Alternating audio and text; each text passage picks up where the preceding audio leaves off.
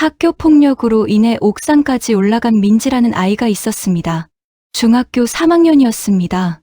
민지는 매일 학교에 가는 게 두려웠습니다. 아침에 눈을 뜨면 배가 아팠습니다.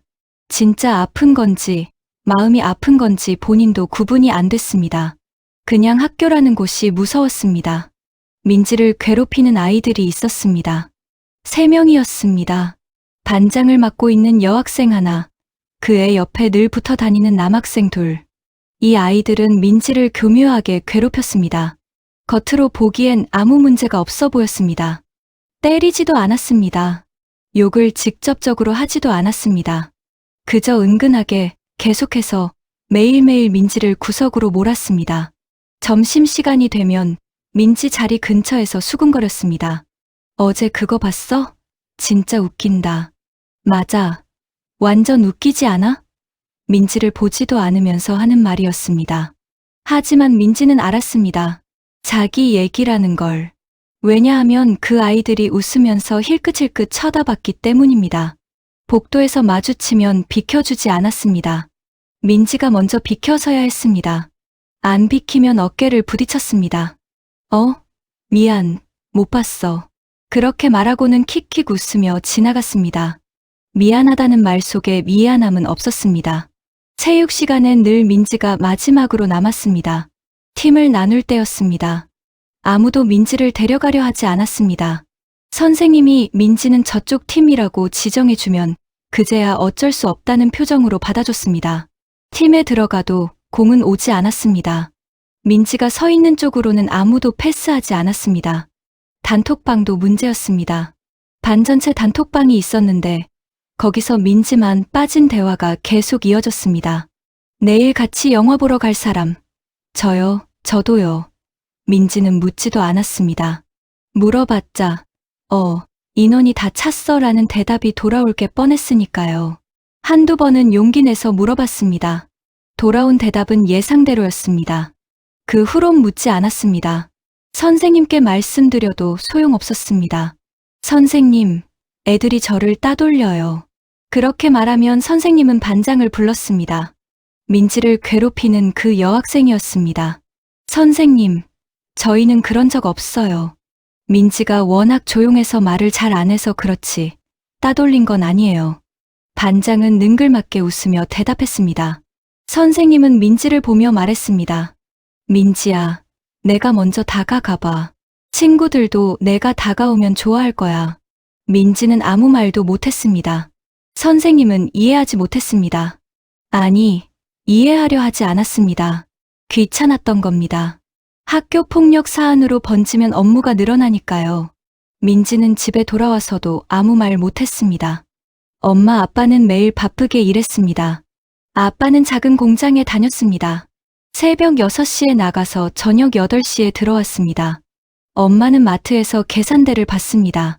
오후 2시부터 밤 10시까지였습니다. 두 분 다 쉬는 날이 거의 없었습니다.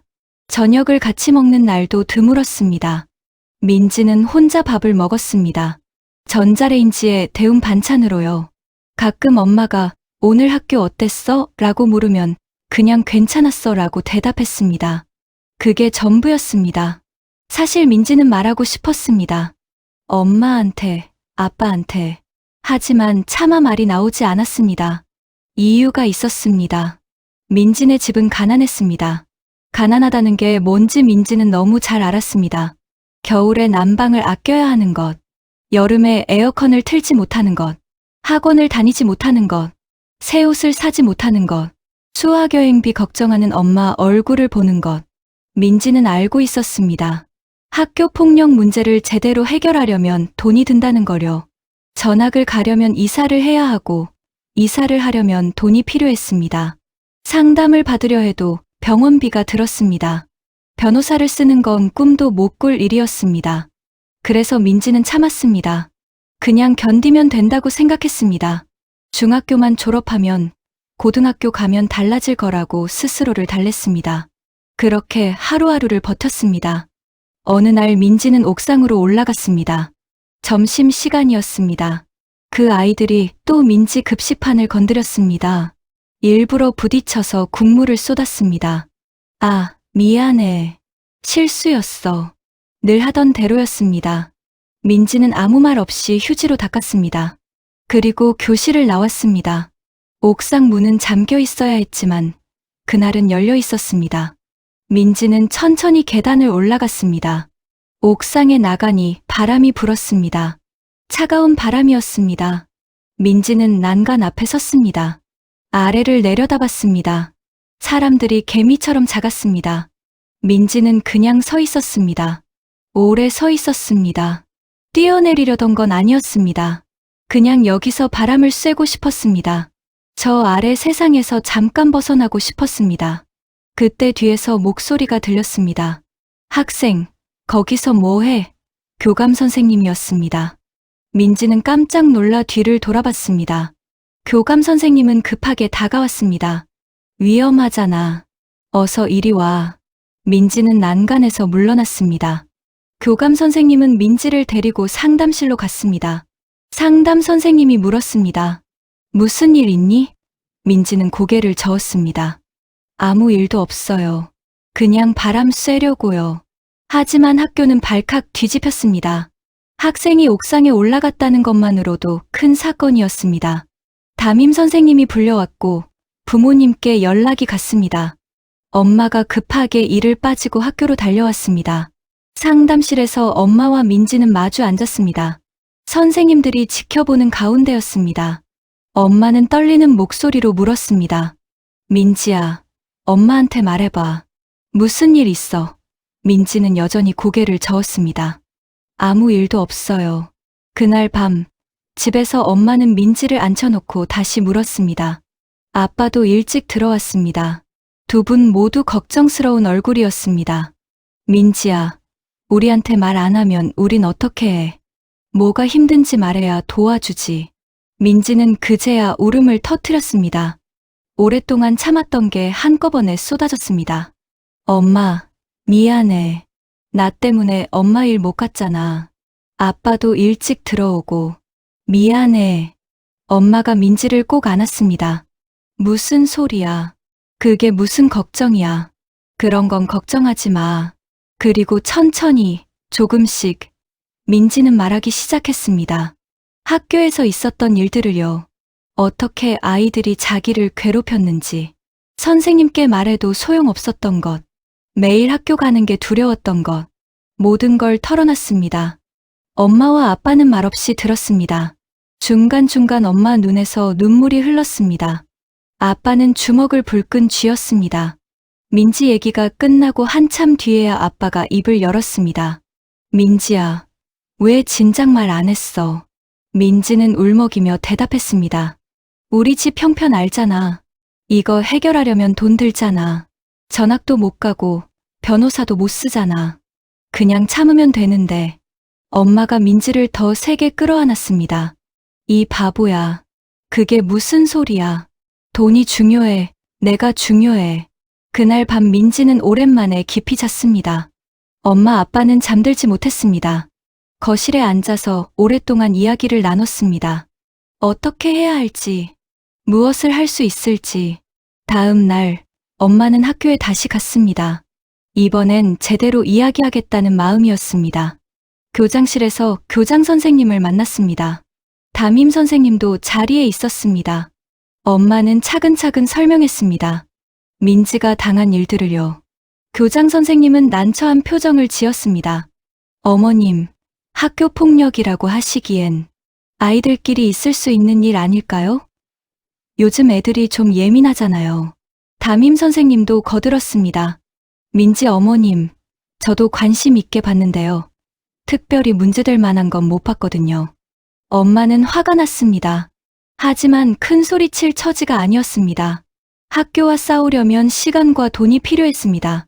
엄마는 그저 다시 한번 잘 살펴봐 주세요라고 부탁하는 게 전부였습니다. 학교는 형식적으로 조사를 시작했습니다. 반 아이들을 불러서 물어봤습니다. 민지를 괴롭힌 적 있니? 아이들은 모두 고개를 저었습니다. 아니요. 그런 적 없어요. 가해 학생들은 더 당당했습니다. 선생님, 저희는 정말 아무것도 안 했어요. 민지가 오해한 것 같아요. 증거가 없었습니다. 메시지 기록도 없었습니다. 폭력도 없었습니다. 겉으로 드러나는 건 아무것도 없었습니다. 그저 민지의 말만 있을 뿐이었습니다. 학교는 결론을 냈습니다. 학교 폭력으로 판단하기 어렵습니다. 다만 학생 간 관계 개선을 위해 상담을 진행하겠습니다. 상담이라는 건 별거 아니었습니다. 민지와 가해 학생들을 한 방에 앉혀놓고 서로 오해 풀고 잘 지내자는 식이었습니다. 가해 학생들은 네, 알겠습니다 하고 고개를 끄덕였습니다. 민지는 아무 말도 못했습니다. 상담이 끝나고 다음 날부터 더 심해졌습니다. 복도에서 마주치면 가해 학생들이 비웃듯 웃었습니다. 쟤 때문에 쓸데없이 상담받았잖아. 진짜 민폐. 이번엔 목소리를 더 낮춰서 말했습니다. 더 교묘하게, 더 들리지 않게. 민지는 더 깊이 움츠러들었습니다. 학교 가기가 더 두려워졌습니다. 엄마 아빠는 속이 타들어갔지만 방법이 없었습니다. 변호사를 선임할 돈도 전학할 여유도 없었습니다. 그저 민지를 안아주고 조금만 참아라고 말하는 게 전부였습니다. 그런데 이 모든 상황에는 깊은 배경이 있었습니다. 민지네가 왜 이렇게 가난하게 살게 됐는지에 대한 이야기입니다. 민지 아빠 할머니와 엄마 할머니, 어려서부터 친구였던 두 분 모두 사실은 재산이 꽤 있었습니다. 적지 않은 돈을 갖고 계셨습니다. 젊었을 때부터 악착같이 모았습니다. 장사도 하고 땅도 조금씩 사모으고 그렇게 평생을 알뜰하게 사셨습니다. 두 할머니는 성격도 비슷했습니다. 독하다는 소리를 들을 만큼 철저했습니다.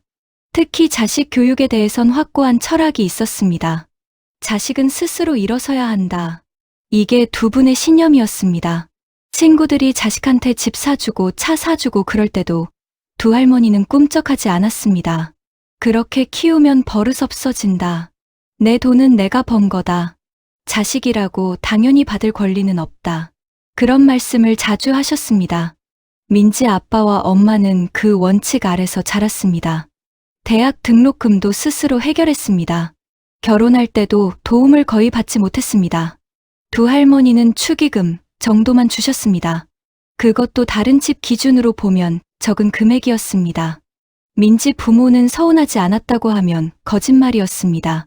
주변 친구들은 부모한테 집도 받고 창업 자금도 받고 그러는데 자기들만 맨손으로 시작해야 했으니까요. 하지만 불평하지 않았습니다. 두 할머니의 철학을 존중했습니다. 우리 힘으로 살자. 그렇게 다짐하고 살았습니다.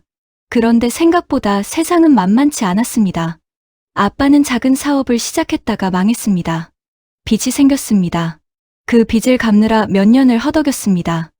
엄마는 일을 나갔지만 아이를 키우면서 할 수 있는 일이 제한적이었습니다.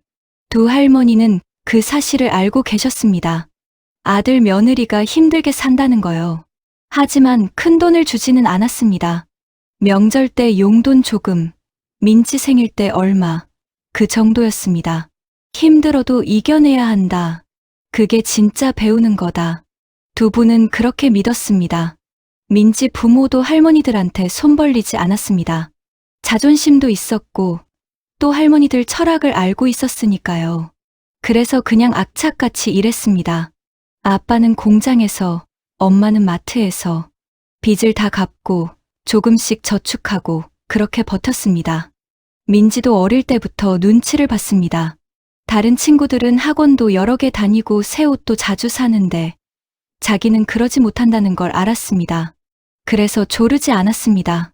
갖고 싶은 것도 참았습니다. 착한 아이였습니다. 두 할머니는 민지를 예뻐했습니다. 가끔 집에 오면 용돈도 주고 맛있는 것도 해주셨습니다. 하지만 그것뿐이었습니다. 민지네 형편이 어려운 걸 알면서도 큰 도움은 주지 않았습니다. 부모가 알아서 할 일이다. 그렇게 생각하셨습니다. 그런데 이번 일이 터졌습니다. 민지가 학교에서 괴롭힘을 당하고 옥상까지 올라갔다는 소식을 들었습니다. 처음엔 엄마 아빠가 할머니들한테 말하지 않으려 했습니다. 걱정시키고 싶지 않아서였습니다. 하지만 숨길 수가 없었습니다. 엄마 할머니가 먼저 눈치챘습니다. 전화 통화를 하는데 엄마 목소리가 이상했던 겁니다. 무슨 일 있냐? 할머니가 다그쳐 물었습니다. 엄마는 결국 털어놓았습니다. 며칠 뒤 두 할머니가 만났습니다. 민지네 집에서였습니다. 민지 아빠 쪽 할머니도 소식을 듣고 달려왔습니다.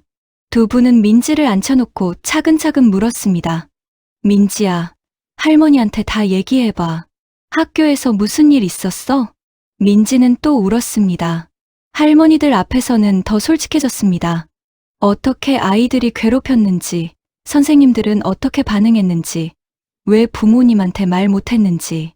특히 마지막 부분에서 민지는 이렇게 말했습니다. 할머니, 우리 집 형편이 어려운 거 알잖아요. 이거 해결하려면 돈이 필요한데 엄마 아빠한테 부담 주고 싶지 않았어요. 그냥 제가 참으면 되는 거잖아요. 그 말을 듣는 순간 두 할머니의 얼굴이 굳었습니다. 아빠 할머니는 눈을 감았고 엄마 할머니는 입술을 꽉 깨물었습니다. 한참 동안 아무 말이 없었습니다. 그날 밤 두 할머니는 오래 이야기를 나눴습니다. 민지 부모는 참석하지 않았습니다. 할머니들끼리만 얘기했습니다. 무슨 대화가 오갔는지 정확히는 알 수 없지만 한 가지는 분명했습니다. 두 분 모두 자책하고 있었습니다. 내 철학이 옳다고 생각했는데 아빠 할머니가 말했습니다. 자식은 스스로 일어서야 한다고, 그래야 강해진다고 믿었는데 손주가 이런 일을 당하고도 도움을 청하지 못하게 만든 건 결국 나였어. 엄마 할머니도 고개를 끄덕였습니다. 나도 마찬가지야. 돈 주면 버릇 없어진다고 스스로 해결해야 배운다고 생각했는데 민지가 가난 때문에 괴롭힘을 참았다잖아. 그게 내 원칙 때문이었어. 두 할머니는 그날 밤 결심했습니다. 평생 지켜온 원칙을 적기로요. 이번 한 번만은, 아니 이제부터는 다르게 살기로 했습니다. 다음 날 아침 두 할머니는 민지 부모를 불러 앉혔습니다. 그리고 말했습니다. 이번 일은 우리가 나선다. 돈 걱정은 하지 마라. 변호사든 뭐든 다 쓸 거다. 그리고 잠시 말을 멈춘 할머니가 이어서 말했습니다. 미안하다. 진작 도와줬어야 했는데. 민지 아빠가 놀라서 물었습니다. 어머니, 그게 무슨 말씀이세요? 어머니, 평생 철학이. 아빠 쪽 할머니가 손을 저었습니다. 철학이고 뭐고 손주가 고통받는데 그게 무슨 소용이냐. 내가 틀렸어. 엄마 쪽 할머니도 거들었습니다. 나도 마찬가지다. 너희가 힘들어도 스스로 이겨내라고만 했지. 정작 힘든 순간에 곁에 있어주지 못했어. 이제라도 제대로 할 거야. 민지 엄마가 울먹였습니다. 어머니, 할머니가 며느리 손을 잡았습니다. 울지 마라. 이제 우리가 할 일을 할 거야. 민지 일 제대로 해결할 거다. 그날부터 두 할머니가 움직이기 시작했습니다. 두 할머니는 젊었을 때부터 만만치 않은 사람들이었습니다. 평생 장사를 하고 살림을 꾸리며 온갖 사람들을 상대해 왔습니다. 부동산도 다뤄봤고 법적 분쟁도 몇 번 겪어봤습니다. 그러면서 쌓인 게 돈만이 아니었습니다. 인맥도 있었고 세상 돌아가는 이치도 알았습니다. 가장 먼저 한 일은 변호사를 선임하는 것이었습니다. 아빠 할머니가 오래 알고 지낸 변호사가 있었습니다. 할머니가 땅 문제로 소송할 때 도움을 받았던 분이었습니다. 나이가 지긋한, 경험이 많은 변호사였습니다. 할머니는 직접 전화를 걸었습니다. 변호사님, 저 김 여사입니다. 기억하시죠? 손주 일로 급하게 도움이 필요합니다. 할머니 목소리는 단호했습니다. 변호사는 흔쾌히 만나자고 했습니다. 다음 날 바로 약속을 잡았습니다. 법무법인 사무실에서 만났습니다. 민지 부모와 두 할머니, 그리고 변호사가 마주 앉았습니다. 민지는 학교에 가 있었습니다. 변호사는 차근차근 상황을 들었습니다. 민지가 당한 일들, 학교의 대응, 모든 것을요. 변호사는 메모를 하면서 고개를 끄덕였습니다. 학교 폭력 사안이 맞습니다. 물리적 폭력이 없어도 지속적인 따돌림과 괴롭힘은 명백한 학교 폭력입니다. 학교 측 대응도 문제가 많네요. 엄마, 할머니가 물었습니다. 그럼 어떻게 해야 합니까? 변호사가 설명했습니다. 먼저 증거를 확보해야 합니다. 민지 학생의 진술을 정리하고 가능하면 목격자를 찾아야 합니다. 그리고 학교폭력대책심의위원회를 정식으로 요청해야 합니다. 민지 아빠가 난색을 표했습니다. 그런데 변호사님, 증거가 별로 없습니다. 애들이 워낙 교묘하게. 변호사가 손을 들어 말을 막았습니다. 증거는 만드는 겁니다. 지금부터 차근차근 모아가는 거죠. 제가 도와드리겠습니다. 그날부터 작업이 시작됐습니다. 변호사는 민지를 직접 만났습니다. 여러 시간에 걸쳐 면담을 진행했습니다. 언제, 어디서, 누가, 무엇을, 어떻게, 모든 것을 기록했습니다. 민지는 처음엔 말하기 힘들어했지만 변호사가 차분하게 이끌어주자 조금씩 입을 열었습니다. 3월 5일 점심시간에 복도에서 반장이 일부러 어깨를 부딪혔어. 그러고는 미안, 못 봤어라고 했는데 웃으면서 말했어.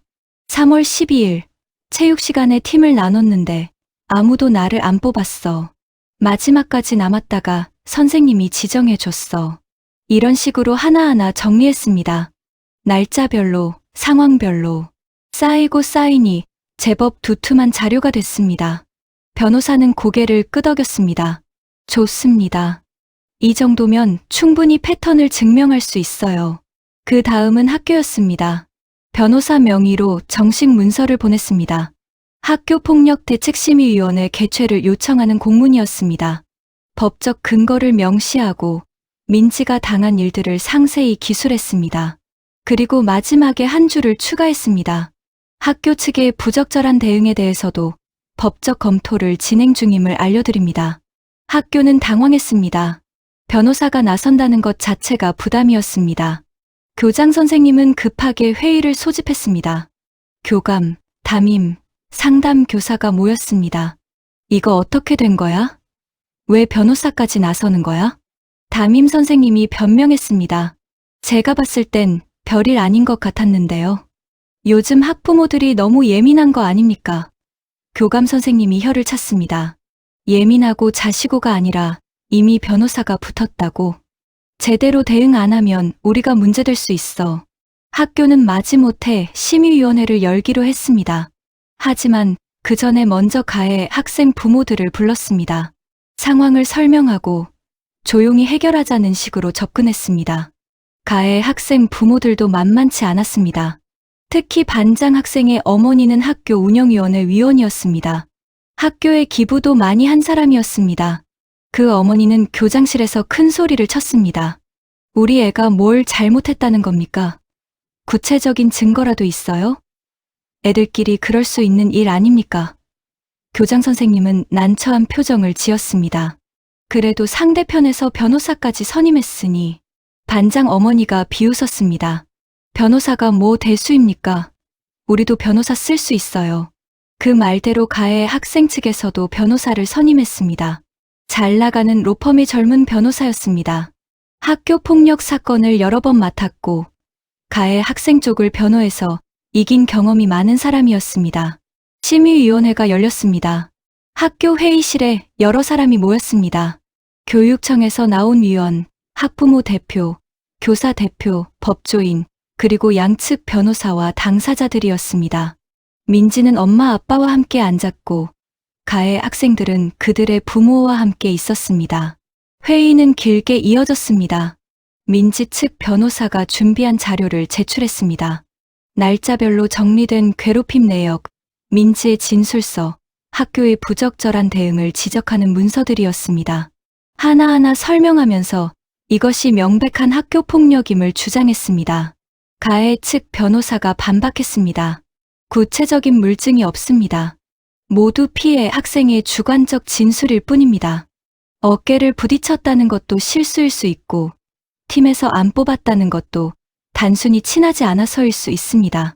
이것을 학교 폭력이라고 단정할 수 없습니다. 가해 학생들도 진술했습니다. 반장 학생이 말했습니다. 저는 민지를 괴롭힌 적 없어요. 그냥 별로 친하지 않았을 뿐이에요. 어깨 부딪힌 것도 실수였고요. 민지가 오해한 것 같아요. 심의위원들은 고개를 갸우뚱했습니다. 민지 측 변호사가 다시 말했습니다. 물증이 없다고 해서 학교 폭력이 아닌 건 아닙니다. 지속적이고 반복적인 패턴이 있습니다.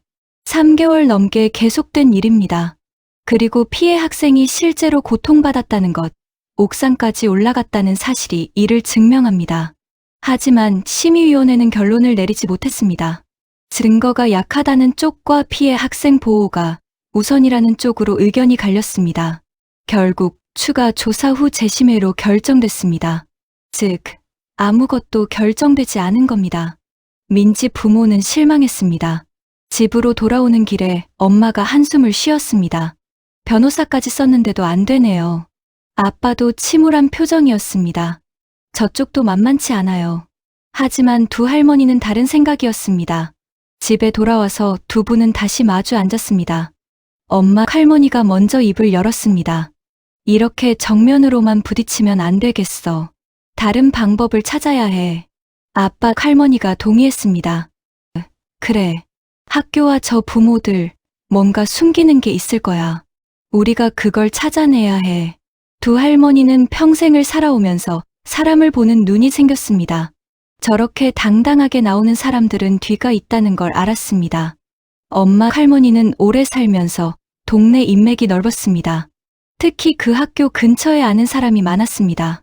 시장에서 장사하던 시절부터 알고 지낸 사람들이었습니다. 할머니는 그들을 하나씩 만나기 시작했습니다. 아니, 이게 얼마만이야? 반가운 인사를 나누고 차를 마시면서 자연스럽게 이야기를 나눴습니다. 그러다가 슬쩍 물었습니다. 그 학교 말이야.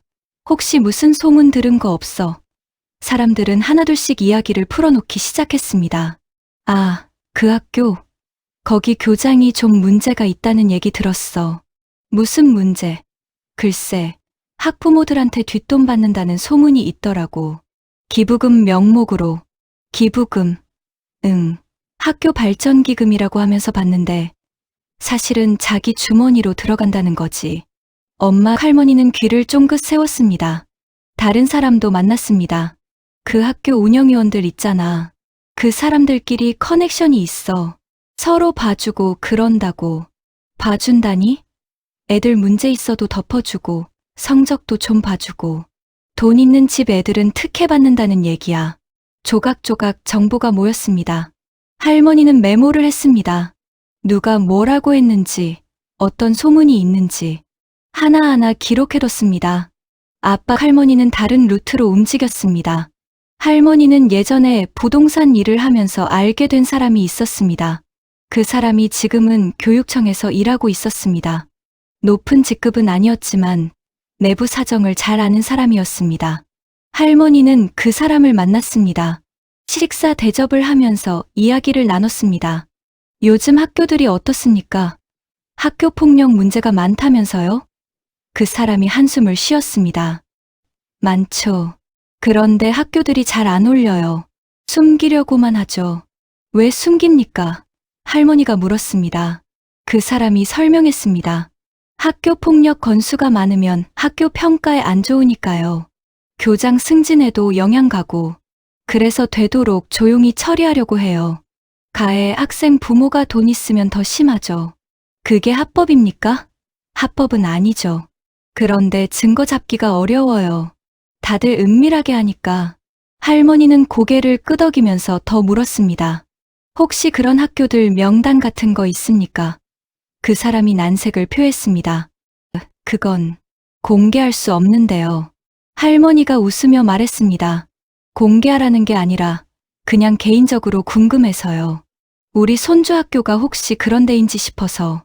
그 사람은 잠시 망설이다가 조용히 말했습니다. 손주가 어느 학교 다닙니까? 할머니가 학교 이름을 말했습니다. 그 사람의 표정이 미묘하게 변했습니다. 아, 거기요. 왜요? 뭔가 있습니까? 그 사람은 주위를 살피고 나서 작은 목소리로 말했습니다. 거기 교장, 몇 년 전에도 문제가 있었어요. 학폭 은폐 의혹으로 조사받았는데 증거 불충분으로 넘어갔죠. 근데 또 비슷한 일이 있다는 소문 들었어요. 증거는? 할머니가 날카롭게 물었습니다. 그 사람이 고개를 저었습니다. 그게 문제예요. 다들 알지만 증거가 없어요. 학부모들이 입 다물고 있으니까요. 돈 받은 사람들은 말 안 하죠. 할머니는 더 캐물었습니다. 그럼 혹시 그때 조사 자료는 교육청에 있긴 한데 비공개 자료입니다. 할머니가 그 사람을 똑바로 쳐다봤습니다. 제가 무리한 부탁인 줄 압니다만 우리 손주가 지금 너무 힘들어요. 도와주십시오. 그 사람은 한참을 고민하다가 한숨을 쉬었습니다. 정식으로는 못 드려요. 하지만 우연히 제 책상에 놔둔 걸 누가 봤다면 그건 제 잘못이 아니겠죠. 할머니는 고개를 끄덕였습니다. 그렇죠. 당신 잘못이 아니죠. 며칠 후 할머니는 그 사람의 사무실을 방문했습니다. 그 사람은 자리를 잠깐 비웠고 책상 위에 파일이 놓여 있었습니다. 할머니는 재빨리 휴대폰으로 사진을 찍었습니다. 몇 년 전 조사 기록이었습니다. 교장과 특정 학부모들 사이의 금전거래, 의혹, 학교폭력 사건, 숙소 의혹, 여러 내용이 담겨 있었습니다. 두 할머니는 모은 정보를 정리했습니다. 소문들, 증언들, 그리고 과거 조사 기록까지. 퍼즐 조각이 맞춰지기 시작했습니다.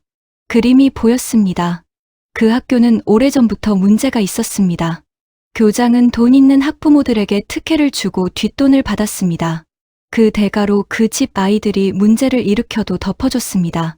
학교 폭력이 일어나도 축소하거나 은폐했습니다. 학교 평가를 좋게 받기 위해서였습니다. 민지를 괴롭힌 반장 학생의 어머니도 그중 한 명이었습니다. 학교 운영위원이라는 직함을 이용해 학교에 영향력을 행사했습니다. 발전기금 명목으로 큰 돈을 기부했고 그 대가로 딸아이의 문제들을 묵인받았습니다. 두 할머니는 변호사를 다시 만났습니다. 모은 자료를 건넸습니다. 변호사는 자료를 넘겨보면서 눈빛이 달라졌습니다. 이거 대단한데요? 어떻게 구하셨습니까? 할머니들이 빙그레 웃었습니다. 살다 보면 아는 사람도 생기는 거죠. 변호사가 고개를 끄덕였습니다. 이 자료면 충분히 싸울 수 있습니다. 아니, 이기는 정도가 아니라 상대를 완전히 무너뜨릴 수 있어요. 그럼 어떻게 합니까? 엄마 할머니가 물었습니다. 변호사가 설명했습니다. 먼저 교육청에 정식 민원을 넣습니다. 학교의 학교폭력 은폐를 고발하는 겁니다. 그리고 이 자료를 첨부합니다. 교육청은 조사할 수밖에 없을 겁니다. 그 다음은요? 아빠 할머니가 물었습니다. 언론에 알립니다. 요즘 학교폭력 이슈가 민감하잖아요. 특히 학교가 은폐했다는 내용은 관심이 클 겁니다. 여론이 형성되면 학교는 버틸 수 없어요. 변호사 말대로 진행됐습니다. 먼저 교육청에 민원을 넣었습니다. 상세한 자료와 함께였습니다. 민지가 당한 학교폭력, 학교의 부적절한 대응, 교장의 과거 의혹, 특정 학부모들의 부정한 영향력, 모든 것을 담았습니다. 교육청은 발칵 뒤집혔습니다. 과거 조사 기록이 새어나간 것부터 문제였습니다. 하지만 더 큰 문제는 내용 자체였습니다. 이미 한 번 의혹이 있었던 학교에서 또 비슷한 일이 벌어졌다는 것. 무시할 수 없었습니다. 교육청은 특별조사팀을 구성했습니다. 학교로 조사관들이 나갔습니다. 교장을 비롯한 교직원들을 조사했습니다. 학부모들도 불렀습니다. 발전기금 내역을 요구했습니다. 회계 장부를 뒤졌습니다. 학교는 당황했습니다. 교장은 모함이다, 사실무근이다 라고 항변했습니다. 하지만 조사가 진행될수록 이상한 점들이 드러났습니다. 장부에 기록되지 않은 돈들, 설명할 수 없는 지출 내역, 제대로 처리되지 않은 학교폭력 사건들. 그때 언론이 움직였습니다. 변호사가 알고 지내던 기자에게 제보했습니다. 기자는 취재를 시작했습니다.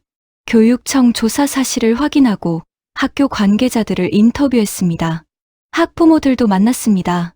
처음엔 아무도 말하지 않았습니다. 하지만 한두 명씩 입을 열기 시작했습니다. 사실은 저도 압력을 받았어요. 우리 애가 당했는데 학교에서 덮으려고만 했어요. 피해자가 민지만이 아니었던 겁니다. 기사가 나갔습니다.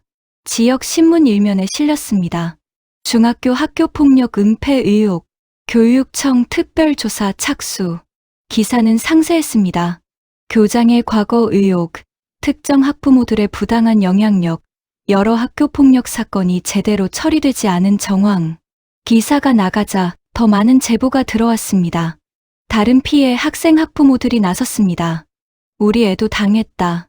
우리도 학교가 덮으려고 했다. 언론은 연일 후속 기사를 쏟아냈습니다. 여론이 들끓었습니다. 학부모들이 들고 일어났습니다. 학교 앞에서 피켓 시위가 벌어졌습니다. 교장 사퇴하라, 학교 폭력 제대로 처리하라 목소리가 커졌습니다. 반장 학생의 어머니는 패닉 상태였습니다. 학교에 부당한 영향력을 행사한 학부모로 지목됐습니다. 주변 사람들의 시선이 달라졌습니다. 그 어머니는 급하게 변호사에게 전화를 걸었습니다. 어떻게 해야 합니까? 변호사도 난감했습니다. 일단 조용히 하세요. 더 이상 말하지 마시고요. 하지만 이미 늦었습니다. 언론은 파고들었고 교육청 조사는 계속됐습니다. 가해 학생 부모들도 흔들렸습니다. 처음엔 당당하게 나섰지만 상황이 이렇게 커질 줄 몰랐습니다.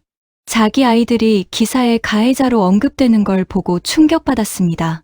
비록 실명은 나오지 않았지만 학교 안에서는 다들 아는 일이었습니다. 다른 남학생 2명의 부모는 먼저 뵙기를 들었습니다. 민지 집으로 찾아왔습니다. 고개를 숙였습니다. 죄송합니다. 저희가 아이를 잘못 가르쳤습니다. 용서해 주십시오. 민지 부모는 당황했습니다. 하지만 두 할머니가 그들을 받았습니다. 사과는 민지한테 하십시오. 그리고 제대로 하십시오. 형식적인 사과 말고요. 그 부모들은 민지 앞에서 무릎을 꿇었습니다. 민지야, 정말 미안하다. 우리 애들이 너를 힘들게 했구나. 민지는 울었습니다. 화가 나서가 아니라 복잡한 감정 때문이었습니다. 그렇게 괴롭히던 아이들의 부모가 무릎 꿇고 사과하는 걸 보니 허탈했습니다. 할머니가 민지를 안아줬습니다. 괜찮다. 이제 괜찮아. 하지만 반장 학생과 그 어머니는 끝까지 버텼습니다. 사과하지 않았습니다. 오히려 우리가 피해자다, 과잉 대응이다라고 주장했습니다.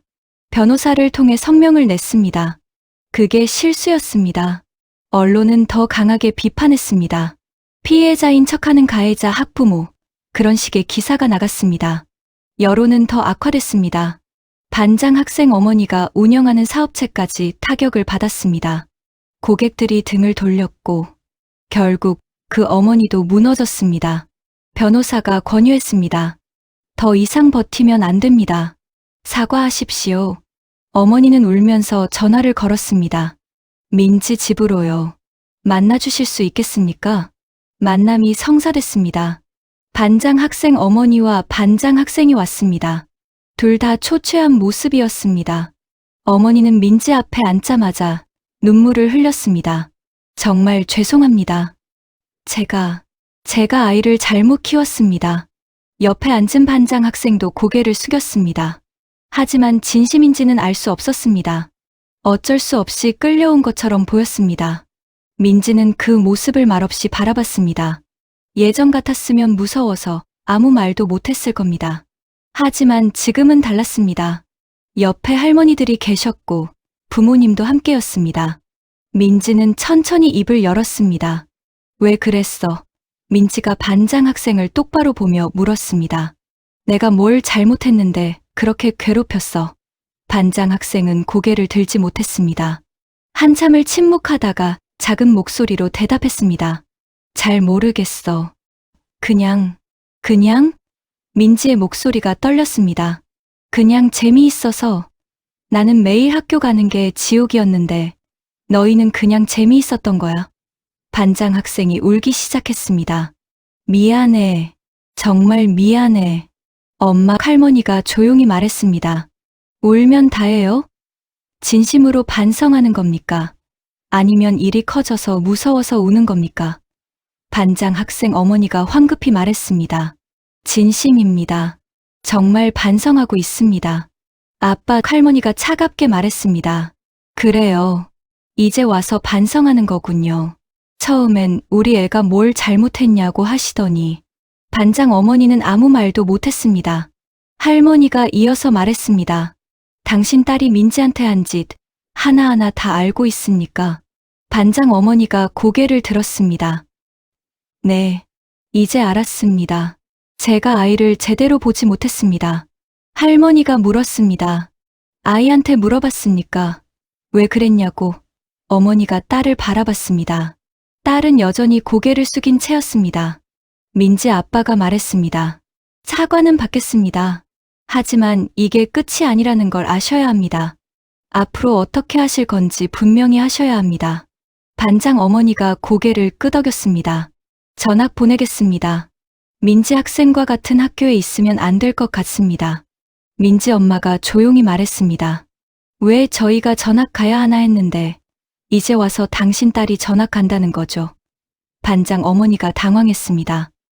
그게 제 말은 엄마가 손을 저었습니다. 됐어요.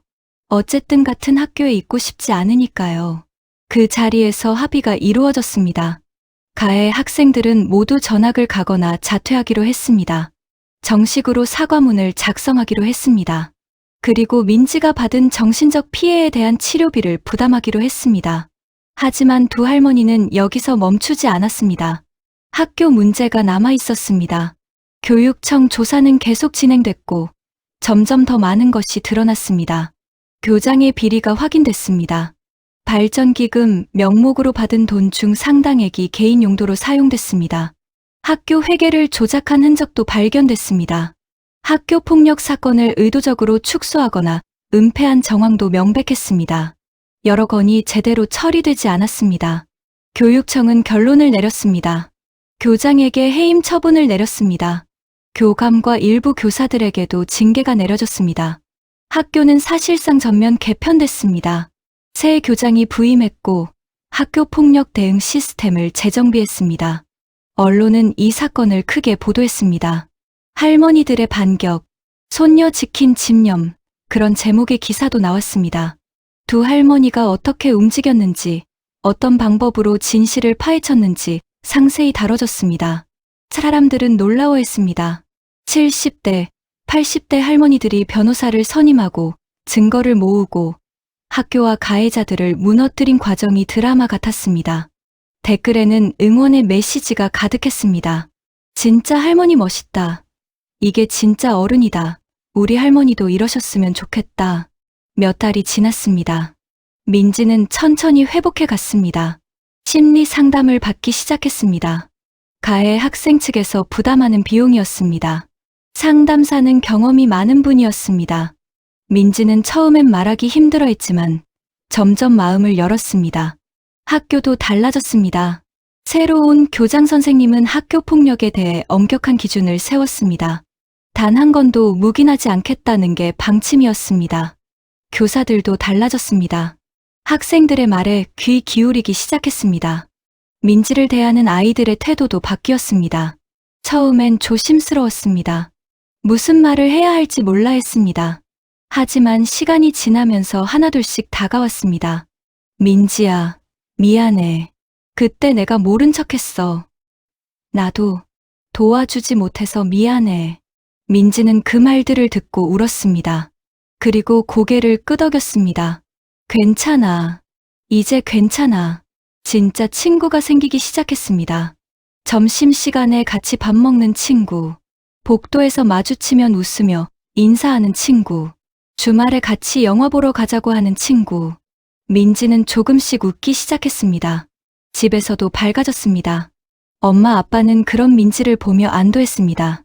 이제 좀 살 것 같네. 엄마가 아빠에게 말했습니다. 아빠도 고개를 끄덕였습니다. 그러게. 다행이야. 하지만 가장 달라진 건 민지네 집안 분위기였습니다. 두 할머니의 태도가 완전히 바뀌었습니다. 아빠 할머니가 어느 날 아들 부부를 불러 앉혔습니다. 얘들아, 내가 너희한테 미안한 게 있다. 아빠가 놀라서 물었습니다. 어머니, 무슨 말씀을? 할머니가 손을 저었습니다. 아니다. 들어봐. 나는 평생 자식은 스스로 일어서야 한다는 생각으로 살았다. 그게 옳다고 믿었어. 그런데 이번 일로 깨달았다. 내 철학이 너희를 힘들게 했고 결국 민지까지 고통받게 만들었구나. 엄마가 말했습니다. 어머니, 그건 어머니 잘못이 아니에요. 저희도 그 철학을 이해했고. 할머니가 고개를 저었습니다. 아니야. 이해하고 자시고가 아니라 너희가 힘들 때 내가 곁에 있어줬어야 했어. 돈만 주는 게 도움이 아니라는 걸 이제 알겠더라. 엄마, 할머니도 며느리에게 같은 말을 했습니다. 내가 너무 고집스럽게 살았다. 자식한테 의지하면 안 된다. 자식한테 짐 되면 안 된다. 그런 생각만 했지. 정작 자식이 힘들 때 엄마가 해줘야 할 일을 안 했어. 민지 엄마가 울었습니다. 어머니, 할머니가 며느리 손을 꼭 잡았습니다. 이제는 다르게 살 거야. 우리도 나이 들었지만 아직 할 수 있는 게 많더라. 너희가 힘들 때 도와주고 민지가 필요할 때 곁에 있어주고 그게 가족이지. 그날부터 두 할머니는 자주 민지네 집에 왔습니다. 민지와 이야기를 나눴습니다. 학교는 어때? 오늘 무슨 일 있었어? 친구들이랑 잘 지내? 민지는 할머니들에게 학교 이야기를 했습니다. 재미있었던 일, 힘들었던 일, 친구들 이야기. 할머니들은 민지 부모에게도 지원을 아끼지 않았습니다. 아빠가 더 나은 일자리를 찾을 수 있도록 인맥을 동원했습니다. 엄마가 일하는 시간을 줄일 수 있도록 경제적으로 도왔습니다. 이제 민지랑 시간 좀 보내라. 아이가 부모 필요할 때야. 민지네 형편은 조금씩 나아졌습니다. 여전히 부자는 아니었지만 최소한 숨 쉴 여유는 생겼습니다. 난방을 켤 수 있고 가끔 외식도 할 수 있고 민지가 필요한 것도 사줄 수 있는 정도였습니다. 더 중요한 건 마음의 여유였습니다. 엄마 아빠는 이제 민지와 저녁을 함께 먹을 시간이 생겼습니다. 오늘 뭐 배웠어? 친구들이랑 뭐 하고 놀았어? 평범한 대화였지만 민지에겐 소중했습니다. 학기 말이 되자 민지는 상을 받았습니다. 용기상이었습니다. 학교 폭력에 맞서 싸운 학생에게 주는 상이었습니다. 전교생이 모인 강당에서 시상식이 열렸습니다. 민지가 무대에 올라갔습니다. 새로 부임하신 교장 선생님이 상장을 건넸습니다. 민지 학생, 축하합니다. 당신의 용기가 이 학교를 바꿨습니다. 박수가 터져 나왔습니다. 민지는 떨리는 손으로 상장을 받았습니다. 객석에는 엄마 아빠가 앉아 있었습니다. 두 할머니도 함께였습니다. 네 사람 모두 눈물을 흘렸습니다. 할머니들은 서로의 손을 꼭 잡았습니다. 우리 민지가 이렇게 컸네. 그러게, 참 대견하다. 민지가 무대에서 내려왔습니다. 친구들이 축하한다고 우르르 몰려왔습니다. 그리고 친구들 너머로 가족들을 바라봤습니다. 엄마 아빠가 웃고 있었습니다. 할머니들도 환하게 웃고 계셨습니다. 민지는 그 모습을 보며 생각했습니다. 이제 괜찮아. 정말 괜찮아. 집으로 돌아오는 길, 차 안에서 엄마 할머니가 말했습니다.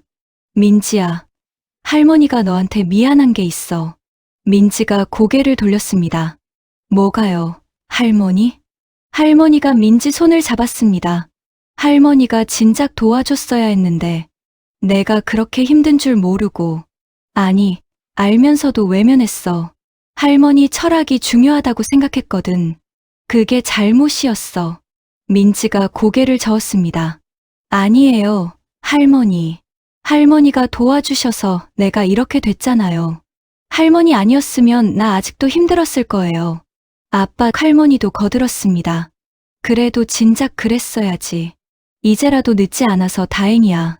민지가 두 할머니를 번갈아 보며 말했습니다. 할머니들, 고마워요.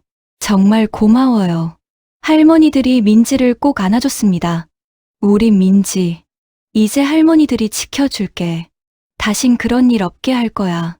집에 도착했습니다. 다 같이 거실에 둘러앉았습니다. 민지 엄마가 준비한 음식이 상에 차려졌습니다. 평범한 저녁이었지만 5 식구가 함께 둘러앉은 건 오랜만이었습니다. 밥을 먹으면서 이런저런 이야기를 나눴습니다. 민지 학교 이야기, 엄마 일터 이야기, 아빠 회사 이야기, 할머니들 동네 이야기. 웃음이 끊이지 않았습니다. 식사가 끝나고 설거지를 하는데 민지 아빠가 조용히 말했습니다. 어머니들, 정말 감사합니다. 어머니들 아니었으면. 목이 메어 말을 잇지 못했습니다. 아빠, 할머니가 아들 등을 토닥였습니다. 당연한 일 했을 뿐이야. 엄마, 할머니도 고개를 끄덕였습니다. 우리가 할 수 있는 걸 한 거지. 뭐 대단한 거 아니야. 하지만 두 할머니의 눈에도 눈물이 고였습니다. 평생 지켜온 철학을 버리기가 쉽지 않았습니다. 하지만 손녀를 위해서라면, 가족을 위해서라면 얼마든지 버릴 수 있었습니다. 며칠 후, 두 할머니는 다시 만났습니다. 조용한 찻집에서였습니다. 차를 마시면서 엄마 할머니가 말을 꺼냈습니다. 우리 참 고집스럽게 살았지. 아빠 할머니가 웃으며 대답했습니다. 그러게, 뭐가 그렇게 중요했는지 모르겠어. 자식은 스스로 일어서야 한다고 그렇게 철석같이 믿었는데. 나도 돈 주면 버릇 없어진다고, 의지하면 안 된다고 생각했지. 두 할머니는 한숨을 쉬었습니다. 근데 보니까 그게 다가 아니더라고. 엄마 쪽 할머니가 이어서 말했습니다. 스스로 일어서는 것도 중요하지. 하지만 힘들 때 손 내밀어줄 사람이 있다는 것도 중요하더라고. 특히 아이들한테는. 아빠 할머니가 동의했습니다. 맞아. 민지가 우리한테 말할 수 있었어야 했는데. 그 애가 가난 때문에 참았다잖아. 그게 얼마나 가슴 아픈지. 두 할머니는 한참을 말없이 차를 마셨습니다. 그러다가 엄마 할머니가 다시 입을 열었습니다. 그래도 다행이야. 이제라도 깨달았잖아. 늦었지만 바꿀 수 있었잖아.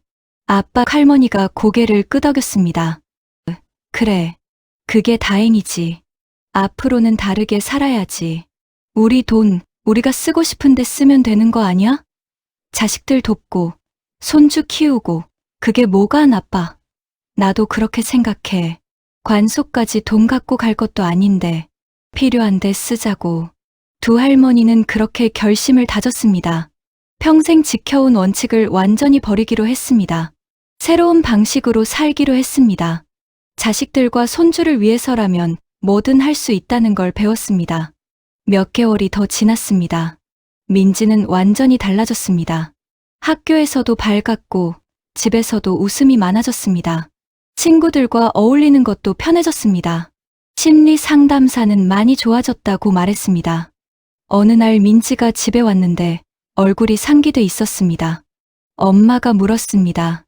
무슨 일 있어? 민지가 환하게 웃으며 대답했습니다. 엄마, 나 전교회장 출마하기로 했어. 엄마가 깜짝 놀랐습니다. 진짜, 우리 민지가? 민지가 고개를 끄덕였습니다. 응, 선생님이 해보라고 하셨어. 친구들도 하라고 했고, 나 할 수 있을 것 같아. 그날 저녁, 온 가족이 모였습니다. 할머니들도 왔습니다. 민지가 전교회장에 출마한다는 얘기를 들었습니다. 두 할머니는 서로 얼굴을 보며 웃었습니다. 우리 민지가 이렇게까지 컸네. 그러게, 이제 반장까지 하겠다니. 민지가 할머니들을 보며 말했습니다. 할머니들 덕분이에요. 할머니들이 나를 지켜줘서 내가 이렇게 용기 낼 수 있는 거예요. 할머니들은 눈시울이 붉어졌습니다. 아이고, 우리 민지. 착하기도 하지. 선거일이 왔습니다. 민지는 떨리는 마음으로 강당에 섰습니다. 전교생 앞에서 소견 발표를 해야 했습니다. 마이크를 잡은 민지의 손이 떨렸습니다. 하지만 객석에 앉은 가족들을 보자 마음이 진정됐습니다. 안녕하세요. 저는 김민지입니다. 민지가 또박또박 말했습니다. 저는 얼마 전까지 학교 오는 게 너무 힘들었습니다. 친구들이 저를 괴롭혔거든요. 매일 학교가 무서웠고 아무한테도 말 못했습니다. 강당이 조용해졌습니다. 민지가 이어서 말했습니다. 하지만 용기를 내서 말했고 우리 가족이 저를 도와줬습니다. 그래서 이렇게 다시 일어설 수 있었습니다. 제가 회장이 되면 저처럼 힘든 친구들이 있는지 꼭 살필 거예요. 아무도 혼자 힘들지 않게 모두가 행복한 학교를 만들고 싶습니다. 박수가 터져 나왔습니다. 큰 박수였습니다. 무대에서 내려오는데 다리가 후들거렸습니다. 하지만 마음은 편했습니다. 투표 결과가 나왔습니다. 민지가 회장으로 당선됐습니다. 친구들이 환호했습니다. 선생님들도 축하해줬습니다. 민지는 믿기지 않았습니다. 집에 돌아와 소식을 전하자 온 집안이 떠들썩했습니다. 엄마가 민지를 끌어안았습니다. 우리 딸, 정말 대단해. 아빠도 민지를 번쩍 들어올렸습니다. 할머니들은 기뻐서 어쩔 줄 몰라 했습니다. 민지야, 축하한다. 할머니가 얼마나 자랑스러운지 몰라. 두 분은 서로 손을 잡고 눈물을 흘렸습니다. 기쁨의 눈물이었습니다. 두 할머니는 그날 밤 각자 집에서 잠들기 전에 생각했습니다. 평생 옳다고 믿었던 철학을 버렸지만 전혀 후회되지 않았습니다. 오히려 이제야 제대로 사는 것 같았습니다. 돈을 모으는 것보다 중요한 게 있었습니다. 가족이 함께 웃는 것, 손주가 행복한 것, 자식들이 편안해하는 것, 그게 진짜 부였습니다. 아빠 할머니는 침대에 누워 천장을 바라보며 생각했습니다. 내가 평생 모은 돈, 결국 누굴 위한 거였나? 나 죽고 나면 자식들이 받겠지. 그럼 차라리 지금 필요할 때 쓰는 게 맞는 거 아닌가? 민지 덕분에 깨달았어. 늦었지만 다행이야. 엄마 할머니도 비슷한 생각을 했습니다. 자식이 스스로 일어서는 것도 중요하지. 하지만 넘어졌을 때 일으켜 세워주는 것도 부모 역할이야. 나는 그걸 몰랐어. 아니, 알면서도 외면했지. 이제라도 알았으니 앞으로 잘하면 돼. 새 학기가 시작됐습니다. 첫 조회 시간, 민지는 칠판 앞에 섰습니다. 여러분, 우리 반 회칙을 같이 만들까 해요. 특히 친구들끼리 서로 존중하는 것에 대해서요. 민지가 말했습니다. 누구도 혼자 힘들지 않았으면 좋겠어요. 힘든 일 있으면 말할 수 있는 반이 됐으면 해요. 한 남학생이 손을 들었습니다. 민지야, 그럼 혹시 누가 괴롭힘 당하는 것 같으면 어떻게 해? 민지가 단호하게 대답했습니다. 바로 말해줘. 나한테든 선생님한테든. 모른 척하지 말고. 그게 진짜 친구거든. 아이들이 수긍했습니다. 맞아. 그렇게 하자. 민지는 뿌듯했습니다. 자기가 겪은 일이 헛되지 않는다는 느낌이 들었습니다. 이제는 다른 친구들이 자기처럼 힘들지 않게 할 수 있을 것 같았습니다. 점심시간, 민지는 혼자 밥 먹는 학생이 있는지 살폈습니다. 한 여학생이 구석에 혼자 앉아 있었습니다. 민지가 다가갔습니다. 같이 먹어도 돼. 그 학생이 놀란 얼굴로 고개를 들었습니다. 응. 민지가 옆에 앉았습니다. 나는 김민지야, 너는? 지은. 이지은. 작은 목소리였습니다. 민지가 웃으며 말했습니다. 반가워, 지은아. 우리 친구하자. 앞으로 같이 밥 먹을래? 지은이의 얼굴이 환해졌습니다. 정말 좋아. 민지는 그 모습을 보며 가슴이 따뜻해졌습니다. 예전에 자기 같은 친구를 도울 수 있다는 게 기뻤습니다. 그날 집에 와서 민지는 할머니들에게 전화했습니다. 할머니, 오늘 혼자 있는 친구 발견해서 같이 밥 먹었어요.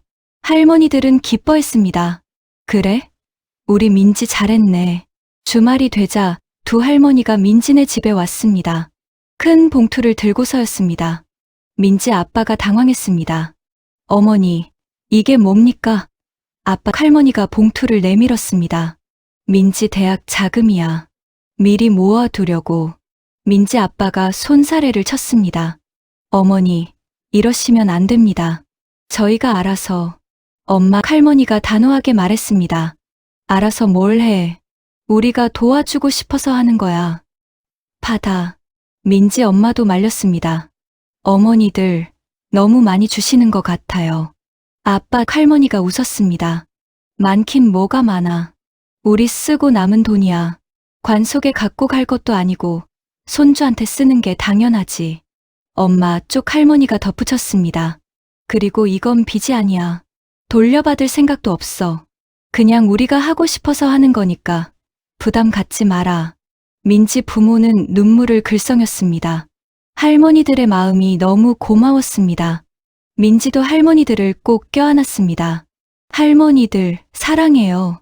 정말 고마워요. 할머니들이 민지를 쓰다듬었습니다. 우리 민지, 할머니들이 더 고마워. 내가 할머니들 인생 바꿔줬어. 그날 저녁, 5식구는 외식을 했습니다. 할머니들이 내겠다고 했습니다. 좋은 식당에 갔습니다. 맛있는 음식을 먹으면서 이런저런 이야기를 나눴습니다. 민지야, 회장 생활 어때? 아빠 쪽 할머니가 물었습니다. 민지가 환하게 웃으며 대답했습니다. 좋아요. 친구들이 잘 따라줘요. 힘든 친구들 도와주는 것도 재미있고요. 엄마 쪽 할머니가 고개를 끄덕였습니다. 그래, 그렇게 살아야지. 힘들 때 도움받은 사람이 나중에 다른 사람 도와주는 거야. 그게 세상 돌아가는 이치야. 민지 엄마가 조심스럽게 말했습니다. 어머니들, 요즘 건강은 어떠세요?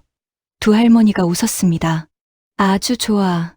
마음이 편하니까 몸도 좋더라고. 아빠 쪽 할머니가 덧붙였습니다. 평생 돈 모으느라 쩔쩔맬 때보다 지금이 훨씬 나아. 민지 아빠가 감사한 마음으로 말했습니다. 어머니들 덕분에 저희도 숨통이 트였습니다. 이제 민지한테도 필요한 거 해줄 수 있고요. 할머니가 며느리 손을 잡았습니다. 그래야지. 그게 당연한 거야. 식사가 끝나고 집으로 돌아오는 길, 차 안에서 민지가 물었습니다. 엄마, 우리 이제 가난하지 않은 거야? 엄마가 웃으며 대답했습니다. 글쎄, 아직 부자는 아니지.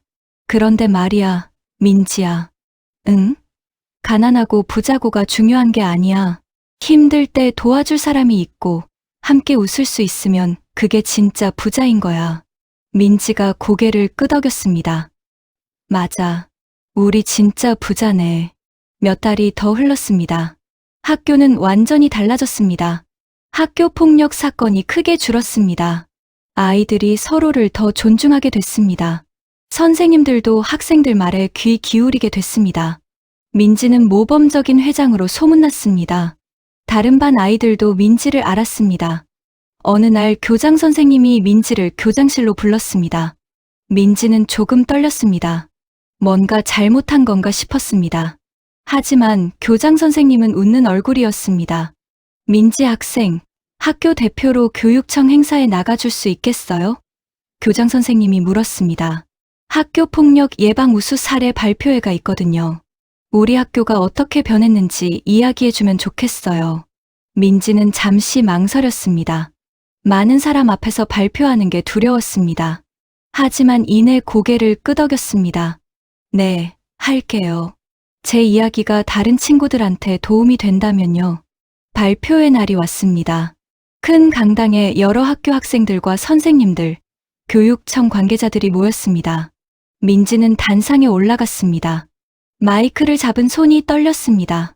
하지만 객석에 앉은 가족들을 보자 용기가 났습니다. 안녕하세요.